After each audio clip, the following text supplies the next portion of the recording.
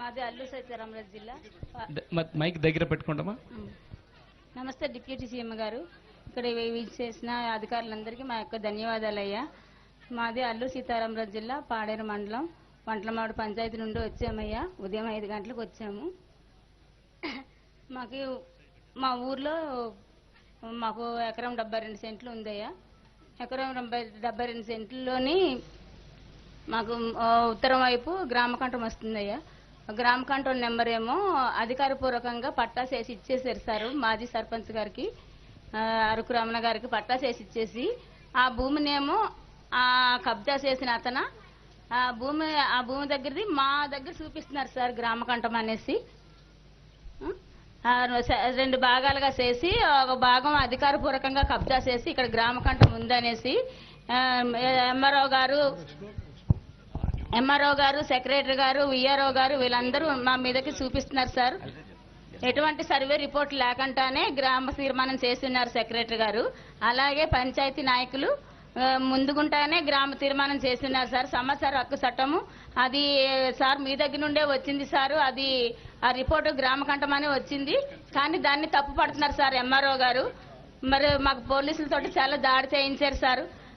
నైటే మాకు 20 మంది పోలీసులతోటి సీఏ గారు వచ్చి మాకు అడ్డుకొని మా ల్యాండ్లోకి వెళ్ళనివ్వకంట నైట్ జేసీపీ తోటి గోతులు తవ్వించారు సార్. మరి మేము మాకు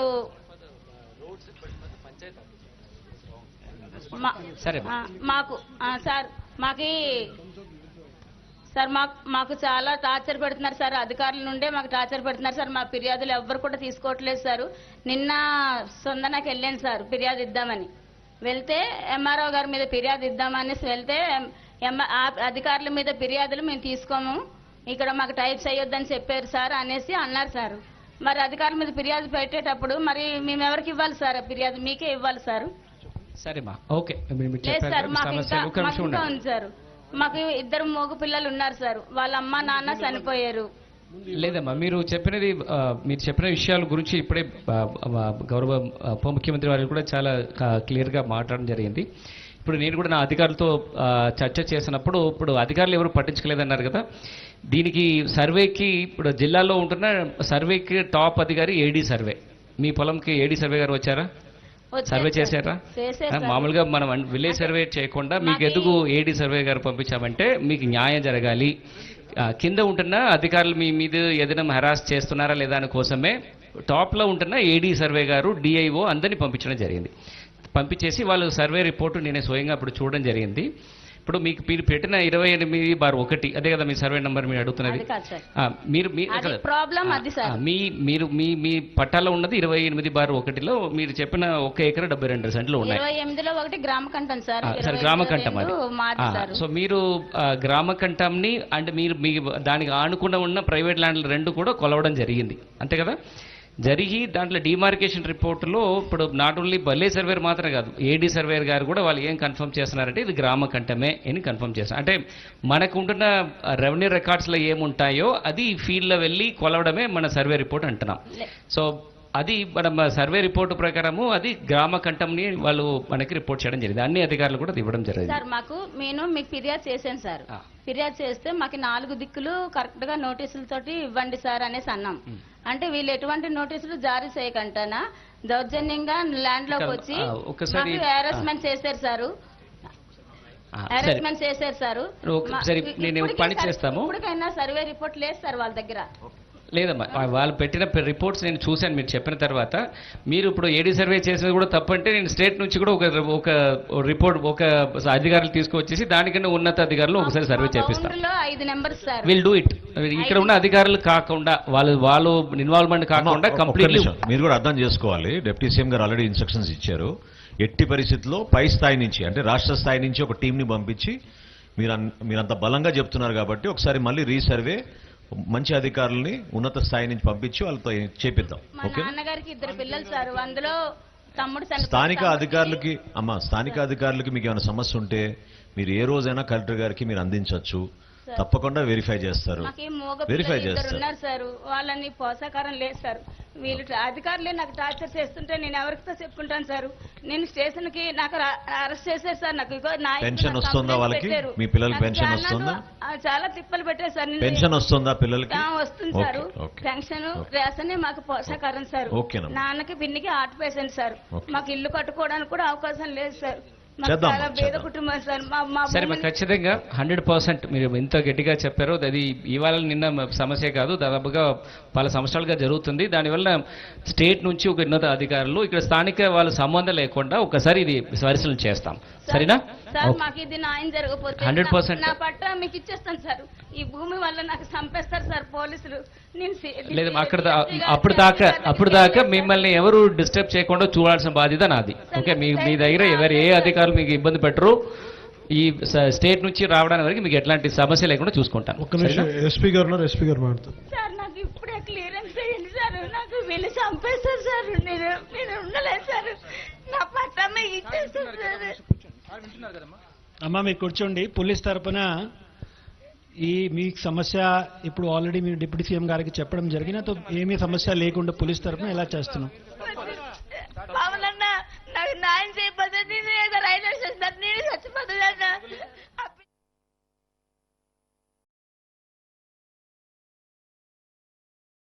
ఉండండి అమ్మా, కూర్చోబెట్టండి, కూర్చో అమ్మా. ఇందాక వినండి, ఒక్క నిమిషం ఉండండి. మీరు ఎంతకాలం జరుగుతుందమ్మా ఈ గొడవ? 15 నుంచి కదా. మరి పోయిన ప్రభుత్వంలో మీరు ఎప్పుడు ఇలా ఇంత ధైర్యంగా రాగలిగారా కదా? అలా కదా, వినండి. మీరు ఒకసారి పైన కూర్చోండి. మీరు ఇలా చేస్తే సమస్య పరిష్కారం రాదు. పైన కూర్చోండి. మీరు ఇందాక రోడ్డు మీద అలా అడిగితేనే కదా మిమ్మల్ని ఇక్కడ దాకా కూర్చోబెట్టాను. వినాలి కదా ఫస్ట్. ఇంతమంది జిల్లా ఉన్నతాధికారులు ఇంతమంది వచ్చి మాట్లాడితే మీరు అసలు మీకు ఇంత ధైర్యం, ఇంత బలంగా మాట్లాడగలిగే శక్తి గత కాలంలోని వైసీపీ ప్రభుత్వం ఎప్పుడు ఇచ్చిందమ్మా మీకు? మీరు ఒకసారి ఆలోచించండి కదా. మరి కదా, వినండి మరి వినాలి కదా. నేను ఇప్పుడు ఇన్ని కోట్ల మంది జనాభాని నేను ఒక్కనే రోజు తీయలేను కదా. ఉన్న అధికారులందరికీ చెప్పాలి కదా. ఇంతమంది ఉన్నత అధికారులు ఇస్తున్నారు కదా మీ అందరికీ మాట. అసలు వైసీపీ పాలనలో మీకు ఎప్పుడన్నా సరే, మొన్న కూడా ఈ మన అరకు కానీ పాడేరు కానీ ఎమ్మెల్యేస్ వైసీపీ ప్రభుత్వాలే కదమ్మా. ఎమ్మెల్యే కూడా రాలేదు కదా. మీ స్థానిక ప్రతినిధి కదమ్మా మొట్టమొదటి మీ అందరికీ ప్రాతినిధ్యం వహించాల్సింది. మీరు ఇంత ధైర్యంగా చెప్పుకోగలరా? ఇంత బాధను వ్యక్తపరచగలరా? మేము ఇంతమంది భరోసా ఉన్నప్పుడు నన్ను ఎవరో రక్షించలేరు అని అంటాం, అది కూడా భావ్యం కాదు కదా. అలా ఎలా అంటారు? కరెక్టే. కానీ మేము ఇంతమంది, కలెక్టర్ గారు, మంత్రివర్యులు ఉన్నారు, ప్రిన్సిపల్ సెక్రటరీస్ ఉన్నారు, అక్కడ ఎస్పీ గారు ఉన్నారు, ఇంతమంది చెప్తున్నప్పుడు మీరు వినాలి కదా. మీరు ఇది కూడా వినాలి కదా. మీరు విని మీ కొంతకాలం న్యాయం జరగనప్పుడు అప్పుడు మాట్లాడదాం. ఈ లోపు మీరు కూర్చోబెట్టి మీరు ఇంకొక స్థాయికి తీసుకెళ్ళిపోతే సమస్యకు పరిష్కారం జరగదు. మీ సమస్యకు పరిష్కారం జరగాలా లేదా?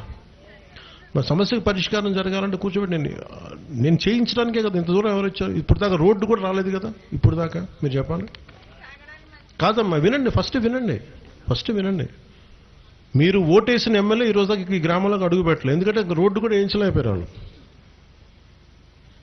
అడ్డగోలుగా కూర్చోబెట్టి బెదిరించే ప్రభుత్వాల్లో ఒక్క వ్యక్తి రాలేదు మీ దగ్గరికి. గత రాష్ట్ర ముఖ్యమంత్రి, గత ప్రభుత్వ పాలన ఉన్న ముఖ్యమంత్రి ఒక్కరోజు కూడా రాలేదు ఇక్కడ కదా. మీ దగ్గర ఉన్న సమస్యను చెప్పుకోవడానికి భయం వేస్తుంది కదా. ఆ భయాలను దాటి మేము ఇది పీపుల్స్ ఫ్రెండ్లీ ప్రభుత్వం అని ఎందుకు అంటామంటాం? ఇది మన కూటమి ప్రభుత్వాన్ని మీరు తిట్టినా, మీరు ఏదైనా బాధపడ్డా, ఇంకోటి చేసినా వినటానికి ఉన్నాం మేము అందరం. మీ సమస్యను తీర్చడానికే ఉన్నాం ఇక్కడ. మీ సమస్యను తీర్చడానికే ఉన్నాం. అంతేగా దీన్ని ఇంకొకలా అసలు లేదు. దానికే కదా మాటామంతి. మీ కష్టం ఉన్నప్పుడు తీర్చడానికే కదా మాటామంతి అనే కార్యక్రమం. ఎవరో ఒక డోలీ మోతలతోటి గర్భిణీ స్త్రీలు వెళ్ళలేరు, ఆడపడుచులు వెళ్ళలేరు, ఒక బాధే కదమ్మా. ఈ రోజున 40 ఇళ్ళు ఉన్నాయి. 40 ఇళ్ళకి ₹1 కోటి పైన ఖర్చు పెట్టి, 2 కోట్లు ఎంత అయింది దీనికి? దాదాపు ₹2 కోట్ల ఖర్చు పెట్టి రోడ్ వేసాం. అదే సిటీలో అయితే ఒక 2,000 ఉంటే ఆ రోడ్డుకి సరిపోద్ది. కానీ ఇక్కడ అట్లా ఆలోచించాల గౌరవం ప్రధానమంత్రి గారు కానీ ఇవన్నీ. సో మీరు అర్థం చేసుకోవాల్సింది, మేము ఉన్నది ఇక్కడ మీ కష్టాలని వినటానికి, ఎలా తీర్చాలని పరిష్కారం వెతకడానికి. 2 కోట్ల రూపాయలు ఖర్చు పెట్టి రోడ్ వేసాం. అదే సిటీలో అయితే ఒక 2,000 ఉంటే ఒక ఆ రోడ్డుకి సరిపోద్ది. కానీ ఇక్కడ అట్లా ఆలోచించాల గౌరవం ప్రధానమంత్రి గారు కానీ ఇవన్నీ. సో మీరు అర్థం చేసుకోవాల్సింది, మీ ఉన్నది ఇక్కడ మీ కష్టాలని వినటానికి ఎలా తీర్చాలని పరిష్కారం వెతకడానికి. ఇందాక మీరు మాట్లాడినప్పుడు ఇంకా కలెక్టర్ గారితో మాట్లాడా. ఏంటి సమస్య అంటే అధికారులు చెప్పేదాని ప్రకారం మీరు చెప్పేదాని విరుద్ధం ఏముందంటే మీ స్థలం గ్రామ కంఠంలో ఉంది అని పంచాయతీ వాళ్ళు చెప్పారు, మీరు చెప్తుంది ఏంటంటే దానికి భిన్నంగా ఉంది. కలెక్టర్ గారు ఏం చెప్తున్నారు, స్థానిక మన ఈ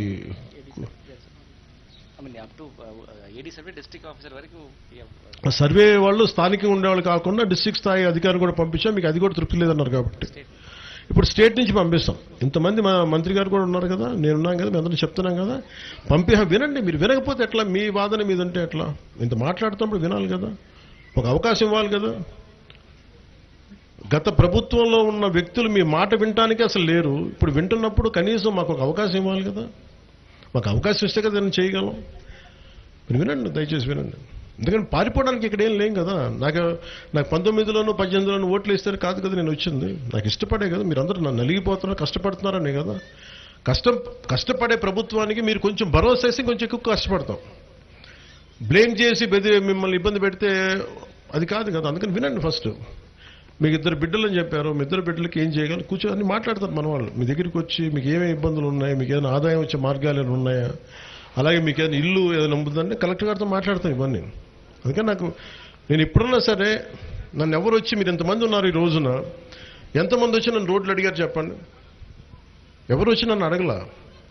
నాకు మీ కష్టాన్ని నేను చూసి నేను కూర్చోబెట్టి పని కట్టుకొని రోడ్లు వేయించాను అని ఏం అర్థమవుతుంది? మీరు గొంతు తెరవకముందే, మీరు వచ్చి రోడ్ల మీద రాకముందే చేయడానికి సంసిద్ధంగా ఉన్నాం ఈ రోజున, అందుకని ముందు ఇది పీపుల్స్. ఇందాక మిమ్మల్ని కూడా ఆపుతారంటే ధైర్యంగా రమ్మని చెప్పాను, మీరు ధైర్యంగా మాట్లాడండి, బాధ చెప్పండి, కానీ మా బాధను కూడా అర్థం చేసుకోండి. సమస్యను వినడానికి పరిష్కరించడానికే ఉన్నా కదా. అదే మీకు ఇస్తాను, అలా వినండి, చేస్తాం. అలాగే ఎస్పీ గారికి కూడా ఒకసారి జస్ట్ గివ్ సమ్ అష్యూరెన్స్.